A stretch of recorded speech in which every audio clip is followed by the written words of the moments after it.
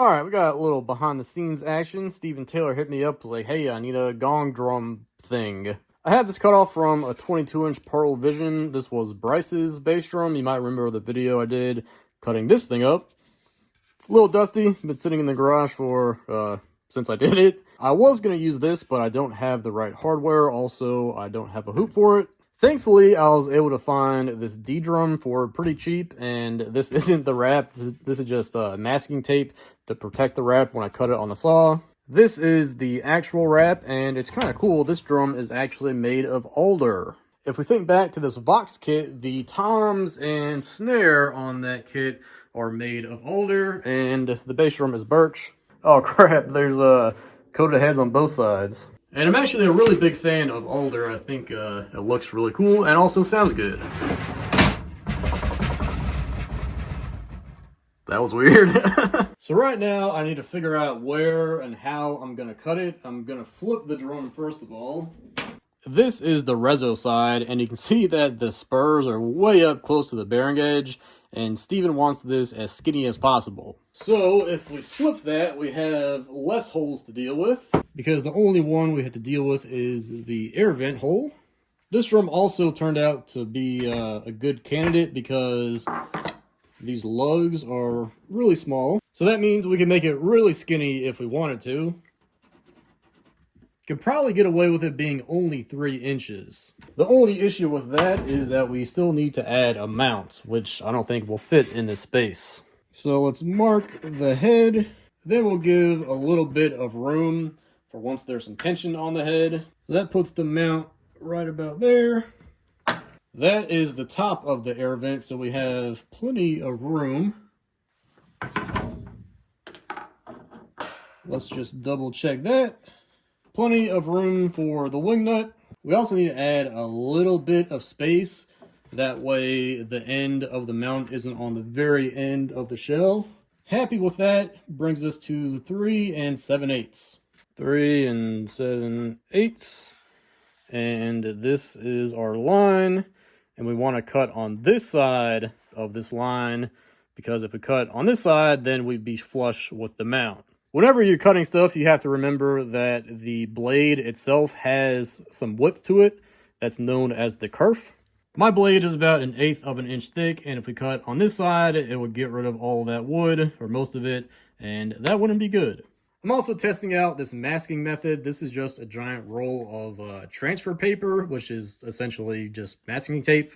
They make like a plasticky type of transfer paper, but this is the paper kind, so it's basically just like glorified masking tape. And because it's transfer paper, it's made to peel off whatever you stick it on. And this will make more sense once I start cutting it, but I just don't want this wrap to rub against the table of the saw and possibly scratch it. Most of the time I don't bother with this, but since this is such a shiny wrap, I don't want to risk it. Okay, we're at the saw, and we want this side of the blade to be at the measurement, which was, 3 7/8. Get that out of the way. Always nice to have a nice clean open surface when using the saw, especially with a big bass drum, or any drum for that matter. And then let me just double check, because I actually can cut this a couple times, but I'd rather not. So that fat line should line up with this side of the blade, which it looks like it does. All right, now cutting drums like this isn't exactly the safest operation. If you're gonna use a table saw, make sure you know what you're doing, know how to use one. There is a possibility of this binding in the blade and kicking back, which would suck, not only for the drum, but for me. I am comfortable with this operation. If you're not, then don't even bother.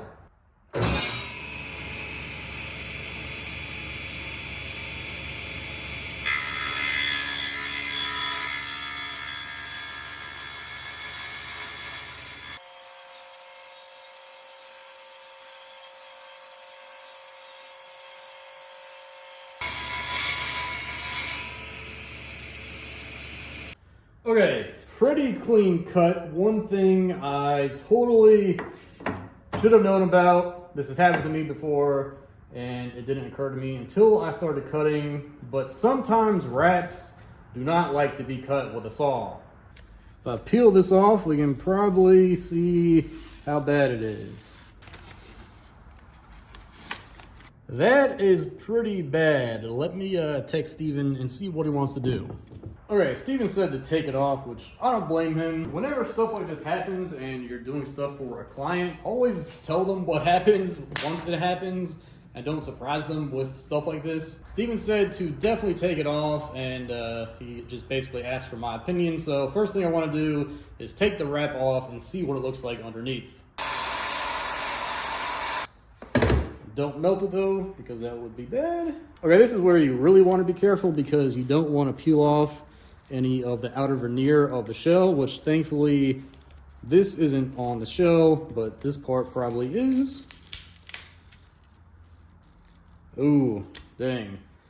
This is gonna suck. It looks like there's a thin band of adhesive all the way around, and you can see even just right now that it's peeling up some of the wood fibers, which you don't want. Heat gun to the rescue. This is gonna take a while.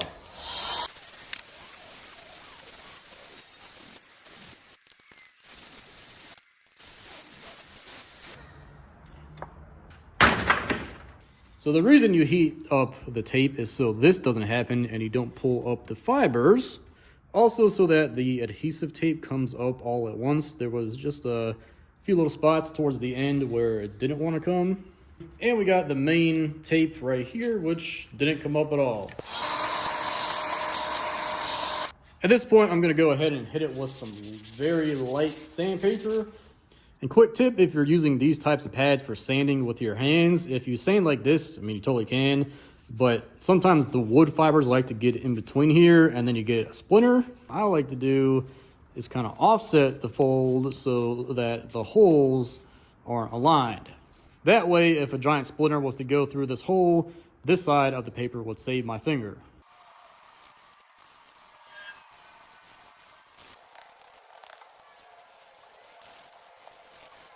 If you come across a spot with some of that tape left, peel it up before you sand it, because if you sand it, it just mushes into the grain and is no fun. This is just a damp rag. This is gonna do two things. This is gonna clean up the dust and also is gonna give you an idea of what the drum would look like if you just put clear coat on it. And actually, there's three things it does. When the grain gets wet, it raises it, and you can actually feel right now that it's a lot fuzzier. So if you were to put a really nice finish on this, you'd want to raise the grain with water and then sand it again, because when you apply the finish, that will raise the grain. But if you do it with the water before, then you don't need to sand through the finish, and that takes more time and wastes stuff. So yeah, water is your friend. All right, it is tomorrow. Steven and I talked through the options last night, and ultimately we decided on just staining it black. I sent him a couple different things of stain just so he could get an idea of how black and how dark he wanted it.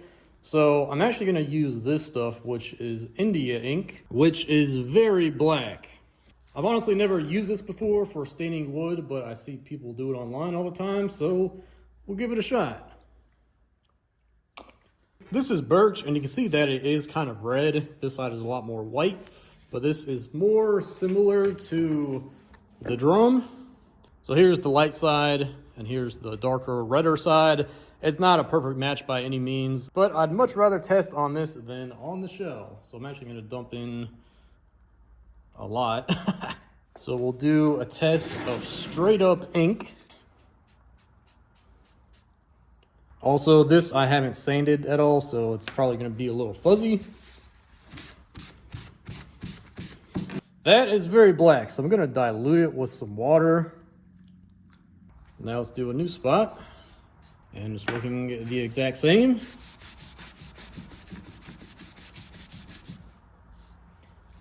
It's a little bit lighter. So I'm actually gonna dilute it even more. This one actually looks the lightest, so it might just be the wood grain. Let me do another piece over here. Or it could be how fast you wipe it off, so I'm gonna wipe this one off really quick. All right, that's enough testing. Let's just send it. The nice thing is we're doing the whole shell black inside and out, so no need for masking. The whole shell is gonna be black.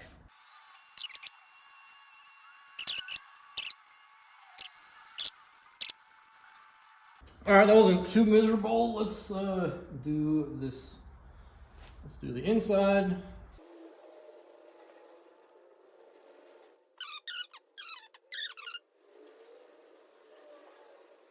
I also want to avoid getting any stain on that little stick that this drum is on. So sorry if you can't see what I'm doing.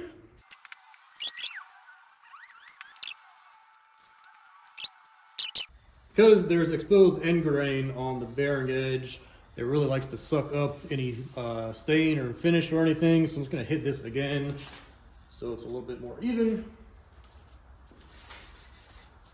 Now I'm going to come back and do this edge. And make a mess.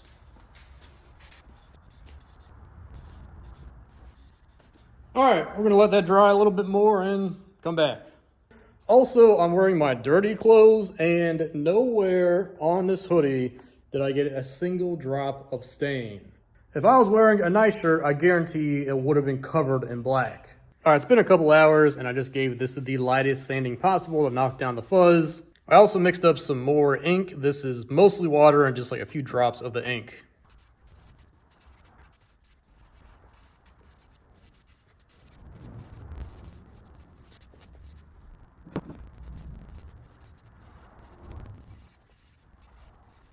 I'm pretty happy with that. He didn't want it super black. If it was me, I would have flooded the whole thing in the ink and made it super black. So it is still kind of brown, but once I put a clear coat on it, it should darken it up a little bit. It is once again tomorrow. We are going to throw some clear on this and call this thing, or not call it done, but finish this thing up. Just using some wipe-on poly because it's quick and easy.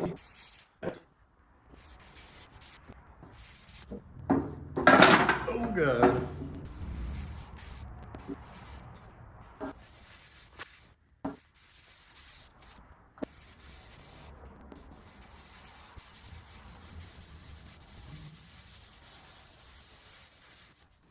The shop is kind of a giant mess right now because I'm in the process of expanding actually.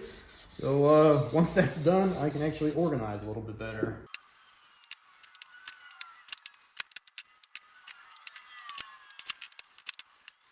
All right, that was the first light coat. I'll probably come back and do another 18,000. It's been a good couple days. Every so often I come in here and add a coat. I like to build up a couple of coats before I start sanding, and also I got some other finish, so let me sand it and we'll finish this thing up. Now to finish with the finishing, I'm gonna use probably 2 coats of this waterlock stuff. It leaves a little bit nicer of a finish, I think, and is a lot better than the wipe-on poly.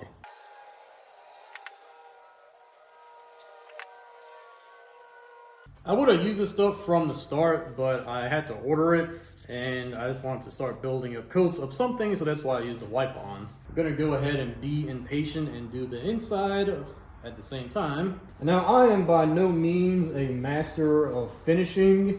Honestly, part of the reason I part of the reason I don't really build a lot of drums is that I have to deal with finishing them, which takes a lot of time. It's really easy to screw up, and you can see I'm working in a really messy and dusty garage, so it makes it even harder for that. If this was my drum, I probably would have experimented a lot and then probably ruined it and then ended up wrapping it, which was an option that Steven wanted to do, but we ended up not doing it because I didn't have the right wrap and it would have cost a little bit more money. So that's why we ended up staining it. Okay, this is probably getting beyond repetitive at this point. But yesterday I did a thin coat, and I think it's finally time for the final coat. You can start to see some of the sheen, so I have this 400 grit paper. Typically I go finer than that, but this is the finest I have right now. I'll give it a very light scuff.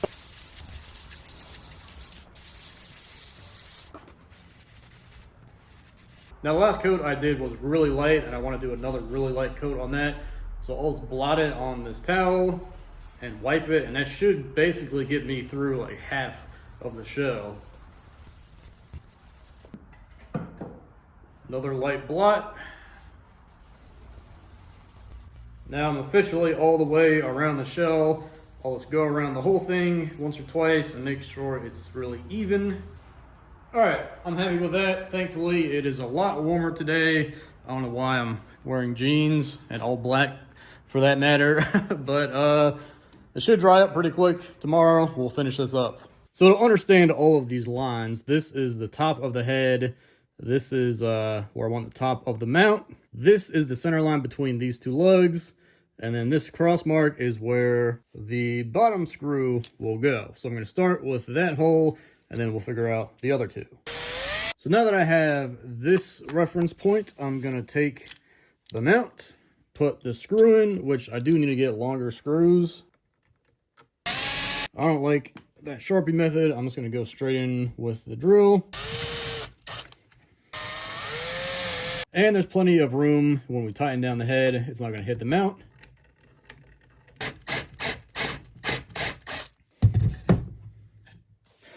Now for the inside of the hole, I don't want it to be too distracting. I want it to be black when you look inside. And keep in mind, you won't really ever see this, but just for my peace of mind, I'm going to paint it black. I could stain it, but with the paint, I kind of have more control. And if I do get it on the shell, oh my God, what did I do? Because that clear coat is on it, it wipes right off. All right, not gonna lie, I think finger painting will be a little bit easier.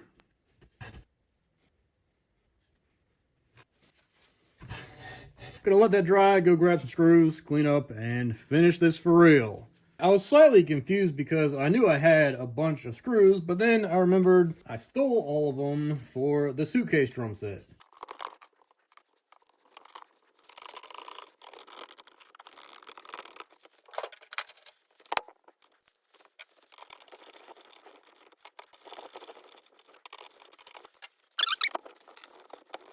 She's a little bit snug, but I'd rather be tight than loose.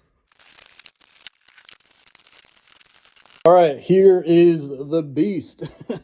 This is just a pearl arm or pearl mount, so you'll need a pearl arm. I drilled a hole through the shell so it gets the arm inside of the drum some and gets it closer to the stand. And if I adjusted this better, it would be even closer and have even more support. But let's see how it sounds. Right now, it's very loose and very slappy.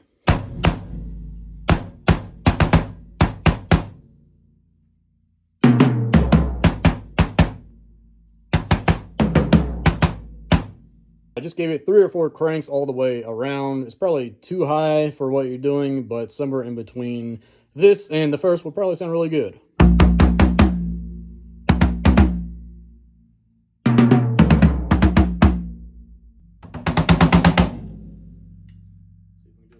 Drum fill.